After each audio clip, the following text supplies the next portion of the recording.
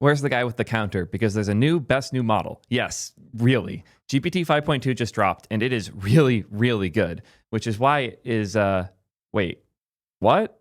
Skatebench shows it as a huge regression. What's going on? I thought this was the best new model. Well, in many ways it is, but in a handful of important ones, it isn't. And I haven't seen many covering this in detail. Sure, it's better at code and tool calls, and yeah, it's crushing Arc AGI, but there is a depth to using these models that isn't really being shown in a lot of the coverage I'm seeing. And I want to break down what it's actually like to use because I've been lucky enough to be using it for the last week or so. Very thankful to OpenAI for giving me early access. That said, no money has exchanged hands. The only person paying me is today's sponsor. We need to be realistic about how much easier our jobs are now. AI has made everything from feature additions to bug fixes simpler than it's ever been. Navigating your codebase, finding the right file, and making the changes you need is really easy. But there are a few things that are still hard and also really scary if you get them wrong.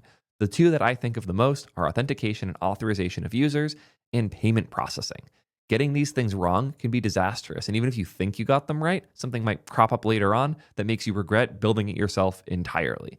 Not only have I done this myself incorrectly, I've even written detailed documentation on how to do it right that barely feels necessary anymore because of today's sponsor, Clerk. If I was building a new app today, this is what I would choose, both for authentication and authorization of my users and for payment processing, because it is the best and simplest way to do both, period. And I've used every single option. They aren't paying me to say that, they're paying me to mention them. I'm telling you, as a person who's went through all of the options, especially on the payment side, Clerk has found this perfect integration of things as well as developer experience that makes it easy to build a secure, reliable application for everything from signing in to signing up. There's something beautiful about seeing a component like this for something as annoying as payment processing and managing what users have access to what features. You want to protect a feature so that you only have access if you're paying for the team plan. It's this easy. Protect. Feature equals team access. And now as long as you have that set on the server side, when you define these things in their dashboard, you're good to go. You could even check if they have a thing like the bronze plan. And if they don't, you can return an error.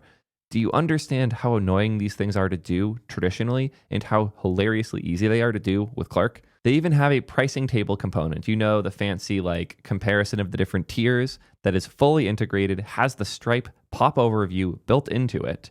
And once they subscribe, it's immediately linked to that user's account. It's so much easier than the other solutions. I genuinely wish this existed when I started T3 Chat. It would have made our lives so much easier. Like, I'm talking not weeks, but months of work. If you're ready to have real users and make real money, look no further. Check them out now at soydev.link/clerk.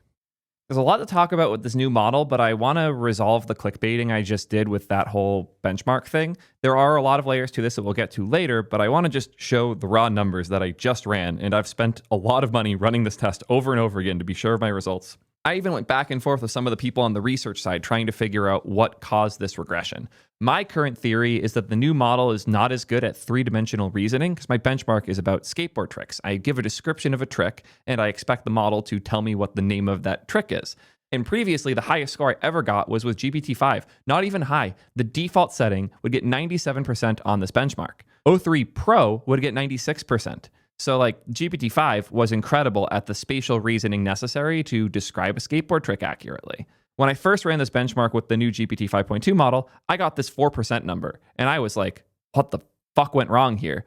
I did a lot of back and forth with the team, and we realized that my harness, due to some changes in how the GPT 5.2 model defaults, which is it defaults to no reasoning, the results ended up being lower. So like, okay, cool, I'll run it on high and on the new extra high reasoning options, which ended up being comically more expensive to run this bench on. Again, compared to GPT-5 default, it was about 0.6 cents per request, and GPT 5.2 X high was about 2.5 cents per request. Yes, it was about 5 times more expensive, and the reward for that is a 20% regression in performance.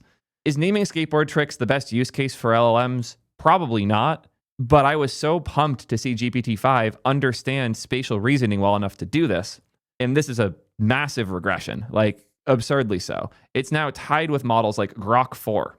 What? What went wrong there? But it seems like my benchmark is novel in this case because almost every other bench is showing a very different story. Like GPT 5.2 thinking getting a 70.9% on GDP val versus 5.1 thinking and 5 getting a 38.8%. SWE bench saw a big bump at 55.6%. SWE bench verified saw a first time score for the OpenAI team of an 80%. GBQA Diamond was a nice boost. AIME was now 100% with no tools, which is really good. It means it can solve math problems without using math tools. Impressive. But there's a lot more to these stories. That all said, the ArcAGI scores are actually absurd. From ArcPrize themselves, a year ago, we verified a preview of an unreleased version of OpenAI's o3 High that scored an 88% on ArcAGI 1 at an estimated $4.5 thousand per task. Pretty absurd how expensive it was for them to run that special version of o3 for this, but it was able to get a high score. And now the extra high option on GPT 5.2 Pro, which is also notably not GPT 5.2, scores a 90.5%, and it's only $11.64 per task. That's a 390x efficiency improvement in 1 year. ArcAGI is a wild benchmark. I've covered it many different times. If you're not familiar, go to their website and try it yourself because it's a thing that's easy for humans and nearly impossible for LLMs. It is no longer nearly impossible for these LLMs. It's actually really, really impressive. They made a V2 of this leaderboard that was meant to be actually impossible for LLMs to solve, thinking it would be like the final benchmark ever. Yet here we are with more and more models getting high scores on it. We just had Gemini 3 Pro have a groundbreaking 30%, and then the Gemini 3 Pro deep research, whatever the hell they call their like heavy version, getting all the way into the 40s. And now GPT 5.2 Pro High is scoring way, way higher here, 54.2% for $15.72 per task. But then my favorite part, due to API timeouts, we were unable to reliably verify GPT 5.2 Pro X High on ArcAGI 2. Turns out these models are still timing out all over the place. It's kind of insane how long 5.2 Pro will run for. I didn't even put it in my most recent run of Skatebench because it took like up to 10 minutes per request at times for naming a skate trick that I can do in 5 seconds, not even. It's kind of absurd how hard the new models will go. And even 5.2 Extra High was able to take 240 seconds per request. That's 4 minutes per request sometimes for naming a skate trick. The first example they open with is the economically valuable tasks section, which includes GDP-Val, which is a benchmark they made for evaluating how well different models behave against known knowledge work, tasks that you have to have like a degree or something for. They take actual examples of work and ask the model to perform against it and see if it performs at or above a human expert level.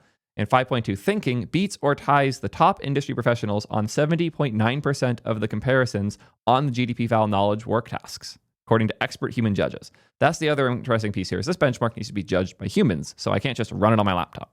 And it's a massive jump from GPT-5, which was 38.8%, to 70.9 for 5.2 Thinking and 74.1 for 5.2 Pro.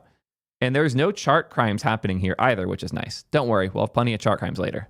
While reviewing one especially good output, one GDP-Val judge commented, "It is an exciting and noticeable leap in output quality. It appears to have been done by a professional company with staff and has a surprisingly well-designed layout and advice on both deliverables, though with one, we still have some minor errors to correct." Yeah, apparently very impressive. But on the topic of design, we should see how it handles design work. I have a stock Next.js project that I haven't made any changes to, and we're going to do my favorite, the image gen bench, where I tell it to make an image generation studio, mock, and apparently Cursor is breaking, and I am now past my usage. I'm on the $20 plan, so the fact that I'm just hitting that now is really cool. Obvious bias, I am an investor in Cursor, so account for that. This is also one of my first times using 5.2 in Cursor because I didn't do the thing where I set up the OpenAI like API manually in Cursor. I have told this to the team many times, and I will tell them again right now. Hi, friends at Cursor. I should be able to set a custom OpenAI API endpoint without having it break every other model in your app. It's very annoying that if I go set an OpenAI API endpoint, that I can no longer use Opus or Composer or any of the other models that I like to use in Cursor. It's quite obnoxious. I know I'm unique, that I get early access and I have a need to test these things, but it basically makes the feature of the checkbox to put in a custom API endpoint entirely useless to me. The majority of that was uncut, but I'll let you know roughly how much time this generation takes. It isn't very fast. These models are still not very fast. It's the one big pain point I have had with the GPT-5 series now that I'm experiencing Opus 4.5 and especially the Composer model in Cursor way more. It is obnoxious how slow the GPT-5 series is, especially if you take advantage of some of the fancy Pro model stuff, which, like, I've had the Pro models take 30 to 50 minutes to respond to things. It's awesome that they can go out and do work and come back with a correct answer so reliably, but goddamn, those models are slow. I thought this was going to be fast enough that I could talk over it and give you guys like a realistic feeling for how long it would take. I overestimated just how fast it could be, so we'll come back to GPT 5.2 and Cursor in a moment. Almost forgot to mention, as y'all probably expect, we threw all of the new models in T3 chat, so if you want access to all of the versions, including the new reasoning one that's a little restricted on the free tier on ChatGPT, for $8 a month, you can use all these here. If you want your first month for only $1, use code 5.2 at checkout. Anyways, back to whatever the heck I was just talking about. GPT 5.2 thinking sets a new state-of-the-art of 55.6% on Swebench Pro, a rigorous evaluation of real-world software engineering. Also note this is GPT 5.2 thinking, not GPT 5.2 codex, which will probably come in the near future. It does seem like they're finally realizing how bad the terminology for the models is, and they might not do the whole codex thing again. I hope that they drop the overuse of that word. They should have called Codex CLI GP Terminal. They should have had the model be the Code Edition or something, but just calling everything Codex is obnoxious. Regardless, this Swebench Verified Bench only tests Python, and Swebench Pro tests 4 languages and aims to be more contamination resistant, challenging, diverse, and industrially relevant. In the Pro version, they got the new highest score on the extra high version of 56%. But very interestingly, the 5.1 Codex version, when given max extra high, so like allowed to just use as much context as it wants, it actually performed slightly worse than the normal high version does. The way reasoning tokens are being used is increasingly weird, especially with the new defaults and the behaviors we're seeing here. Like GPT-5 on my benchmark got a 97%, doing 600 tokens per request average. GPT 5.2 extra high got a 79%, an 18-point regression, while using over 3 times the number of tokens. Interesting.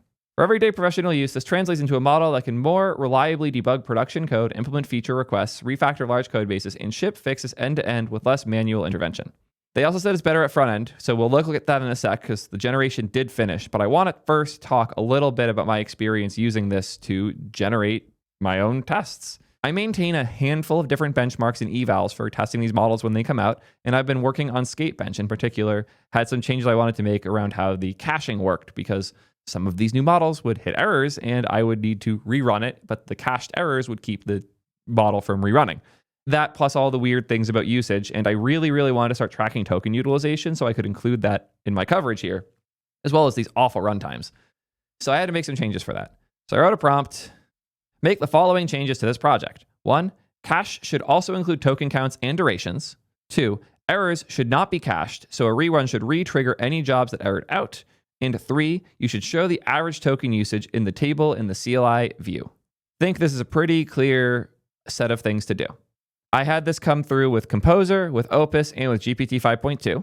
The Composer version came back almost instantaneously with changes that were mostly good. I didn't like how it was doing the cost calculation and the token calculation, though. It was relying on a weird subfield instead of just using what the SDK gave me. So I rejected that. I don't know why I just a thumb there because I picked Opus, not Composer. The Opus version seemed like it was really good, and it was half as much code as the others until I looked at it more closely and realized that it wasn't actually using the cache for the token counts or for the times like it was expected to. So that was incredibly frustrating. So I told it to start caching these things, and it did, but it didn't use the cache results for fucking anything. So I had to remind it later on with a follow-up message, because I didn't notice this mistake until I reran. It's like, wait, you just screwed this up. Also, it was tracing input tokens, which is the same for every single run, so it doesn't matter. So I told it to drop that, but it still entirely forgot to restore durations when loading from cache. So I had to do 2 follow-up prompts with Opus 4.5 to get it working how I expected. That all said, I have not actually tried the ChatGPT 3.2 version. I gave the code a quick look and it seemed fine, but that's not like me. I want to actually test it. So let's do that. Copy worktree path. Hey, friends at Cursor who are probably watching this, at no point did I do anything that would result in these changes from happening. In fact, the thing that is being deleted here is the correct version that works. And the thing that's here, the green, the proposal, is entirely wrong and incorrect. There's no review anything here. I have no idea why this is here at all. It's wrong and bad and broken. It's a reversion of something that hasn't existed in this code base forever, if ever. Why is this here? What the fuck's wrong with the UI? I don't know what's went wrong with the review mode, but it's getting really, really egregious lately. But now that I have fixed the package JSON, to be very clear, this is not broken because of GPT 5.2. This is broken because of Cursor. Let's run the test. And look at that. The one from GPT 5.2 did everything right first shot. So the reason I just tested all of that is I really wanted to emphasize the difference in, I guess, vibe when I'm using GPT models, especially 5.2, compared to models like Opus and Composer. GPT-5 is just the series that follows instructions the best. That's the best I can put it. The Opus models will roughly finish the task you give them, and they're very smart. Their ability to figure out what's wrong, debug, and push is incredible. Opus models can churn through insane tasks for long amounts of time and actually generate something that works. But the GPT models will do what you fucking tell them to do. I had to do 2 follow-ups with Opus to get it to behave. It wrote slightly better code that is closer to what I would have written, but I had to tell it what to do with multiple follow-ups. GPT-5 just did it first shot. That's the difference. I've had a much better time with the GPT models for that. But what's extra funny is GPT 5.2 still took longer than me running Opus, testing the results, realizing there were things wrong, reprompting it, and getting a new result. So if you want a model that does what you say and you're willing to wait, 5.2 is incredible. If you want a model that is really, really smart, possibly even smarter than you for the things that you do, but loves to just go off on its own little tangents that you have to like grab your like harness and pull it back in, Opus is great for that. And even then, Opus 4.5 is a significant improvement in instruction following, in my opinion, from how I've experienced previous Anthropic models. They seem too happy to go change code and not happy enough to do what you tell them to. Enough of all this. I want to see my image generation studio. So let's see how this one came out. Not bad at all. They've tuned the gradient stuff a little bit more, which is cool to see. It looks really solid. I have been impressed with Opus's front-end abilities. Gemini 3 Pro is still also really, really good at it. I know a lot of people that hate the Gemini 3 Pro model for everything other than Tailwind. Funny enough, one of those people is my channel manager, Ben Davis. He wrote his thoughts on 5.2. Since it reasons less, it feels way faster than GPT-5 and 5.1 did. So if the speed of 5 and 5.1 is bad for you, but not terrible, it's worth giving 5.2 a shot because the difference here, simply in how much fewer reasoning tokens it uses, might be enough of a jump. Here's another example somebody posted of a 5.2 UI gen, and it looks really good. I love how it did the gradient for this section here. It really loves this grid pattern like that it puts behind everything. But honestly, this is a great UI for a model to shit out. I'm impressed. The models all generate UI looking the same thing is mostly over. They use gradients in a similar-ish way now, but man, the quality of the UIs these models are generating compared to even just like 6 months ago is hilarious. So yeah, pretty cool to see. They also claim it's way better at 3D visualization stuff. So like if you're using React 3 Fiber or 3JS, even stuff like Phaser, they have suggested it'll handle those things better. Apparently it generated this, and it does look really, really nice. Like this is a cool little visualizer they made. Had it make a holiday card builder with way too much animation, and you can see that gradient pattern, the pink in the top left and the blue in the bottom right. Pink top left, blue bottom right. That's the new gradient pattern all of these AI things love to use. This looks solid as well. Type Racer. This is kind of fun. Look at that. It made an actual decent game. Who would have thought? Yeah, I still personally have found for 3D stuff in particular, Gemini 3 Pro feels a decent bit ahead, which on my bench here, Gemini 3 Pro placed relatively high at 86%, which is worse than GPT-5 did, around the same as 5.1, and worse than 5.2. I don't know what happened where it's a regression in 3D stuff, but I'm not the only one saying it. I've talked to a few friends who are using it heavily for 3D, like 3JS type stuff, and they've also noticed the regression. But if it's doing 3D in a more 2D way, like a really, really fancy version of the hexagon ball test, it looks beautiful. Its ability to make good-looking things in 3D space seems on point, but its ability to understand 3D space, from my experience, has not been that great. It almost seems like they over-indexed on 2D space because of ArcAGI, and through doing that kind of broke their 3D understanding. Even though, again, Flavio disagrees and says it's surprisingly good with 3D in physics.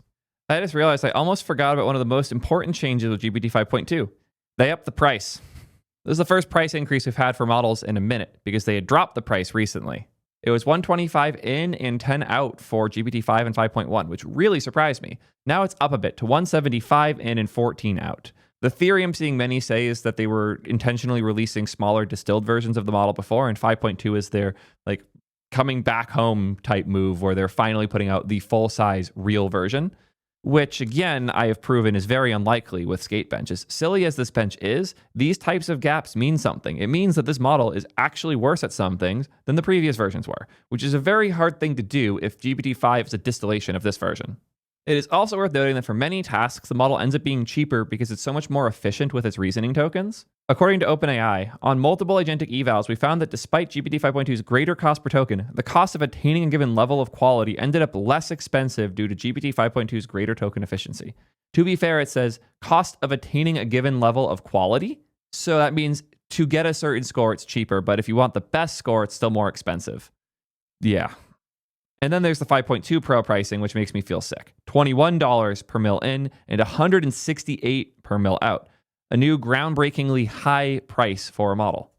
Bit more of the facts from OpenAI. It's way better at not hallucinating, which is, if you've been using Gemini 3 Pro, you're back in like the 2024 era of hallucinations. I'm going to do a whole video about the weird quirks of Gemini 3 Pro soon. But going back to a GPT model and feeling the difference of how much less likely it is to hallucinate is insane. It's just, it doesn't lie anywhere near as badly. And it's also way better at handling really long context reasoning when you're doing long benchmarks and finding things in the needle in the haystack tests. This is an insane benchmark.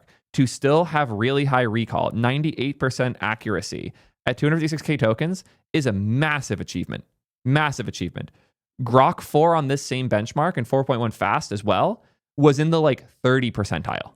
Huge, huge win. With 8 needles, it still drops down to 70%, but that's way better than before in the 30s. They've also had massive improvements on vision, massive improvements on tool calling. Okay, not that massive from 5.1, but it's getting higher and higher, hitting the 98, 99% range for a lot of the different benches we have for how accurately it can call tools. And I haven't seen it do a single malformed tool call in Cursor yet, which is a huge win considering how aggressively it used to do that. Better at science and math. It crushed Dark AGI.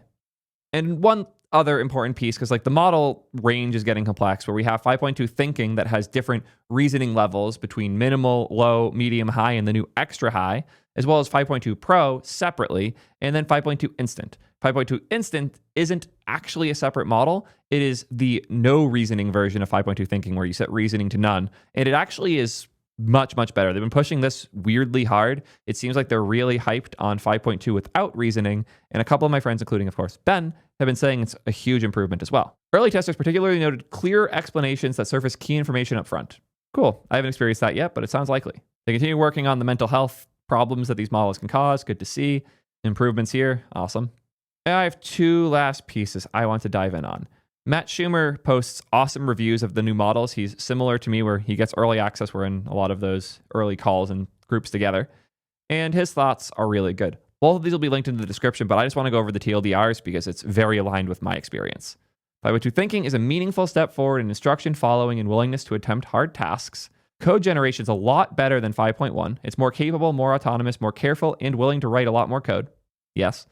Vision and long context are much improved, especially understanding position and images and working with huge code bases. Haven't played with this enough yet, but I trust him. Speed is the main downside. Yes, yes, yes. Couldn't agree more. In my experience, the thinking mode is very slow for most questions, though other testers reported mixed results. I almost never use instant. Yeah. And then 5.2 Pro is insanely better for deep reasoning, but is even slower, and every so often it will think forever and still fail. Had that a couple times too, where it's 30 minutes in, it just stops. It feels like a bug. I don't know if it's going to do that over the API or not, because they finally give us Pro over API. According to Matt, in the Codex CLI, 5.2 Pro is the closest thing he's felt to a pro quality coding model in a CLI, but the extra high reasoning mode that gets it there makes it take forever. He's been pushing really hard to get the Pro models into his editors for a while, so I'm very happy for him. He bitched about this a lot with his 5.1 Pro review, and I feel him because the Pro models are exceptional. They're just really, really slow. So what does he have to say about 5.2 Pro? Undoubtedly the world's best model. I can't live without it. That's a lot nicer than what he said about 5.2. The most capable model available today, but it's slow, so it's not for everything. It only exists inside of ChatGPT, not Codex nor the API, which is so frustrating. It is now on the API, so thank them for that. Expect extremely long thinking times on hard tasks. It's willing to think for longer than previous models, which makes a huge difference for the hardest ones, and it improves reliability for everything else. It has an uncanny ability to infer missing context that I didn't provide in the prompt. Not just obvious things, but constraints I hadn't even realized were important myself until it pointed them out. I have even felt this a bit with 5.1 Pro, so for him to call it out here, that's real. Every so often, it will think for a long time and still make a big mistake, wasting a lot of my time. Yeah, that's because it takes 30 minutes to an hour. When it does fail, it feels so much worse. Prompting matters more than ever, so be explicit, add constraints, and refine prompts before you send them. After using Pro for 2 weeks, I can't live without it. It's my go-to for everything I do that requires deep thinking, research, or coding, or almost any prompt I run that doesn't require an instant answer. Yeah. And this is somebody who was just really, really hyped on Opus 4.5 a few weeks ago. So again, I trust Matt dearly. Very good reviews. Highly recommend reading those in detail if you want more information. But I think I've said all I have to say here. Seems like a very good model. I want to play with it more myself. I'm curious how y'all feel, though. Is 5.2 overhyped, or is it too slow, or is it actually incredible? I'm curious how y'all feel. And until next time, peace, nerds.